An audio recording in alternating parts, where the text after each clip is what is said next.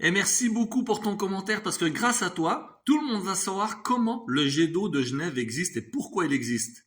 Et je vais t'expliquer un petit peu d'histoire très rapidement et tu vas comprendre pourquoi le jet d'eau il existe et tu verras que ce n'est pas une fioriture, ça n'a pas été fait exprès.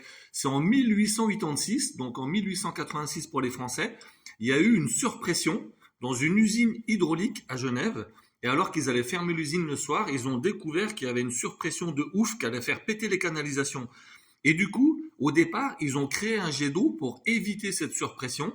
Et ce jet d'eau, à l'époque, il montait qu'à 30 mètres de haut. Et ça a duré quelques jours, quelques semaines et quelques mois pour arriver à réguler cette surpression-là. Et au bout d'un moment, tous les habitants de la ville ont trouvé que ça, c'était vraiment un truc assez cool.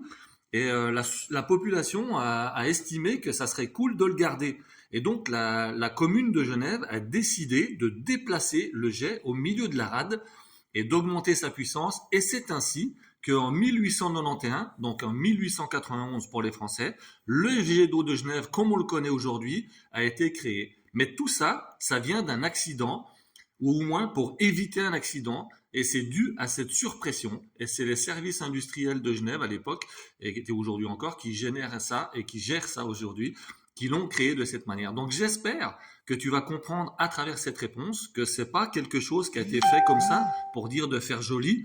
C'est juste un accident qui a été évité. Et après, c'est les gens de la commune, tous les gens qui venaient et les touristes déjà à la fin des années 1800 qui trouvaient ça sympa.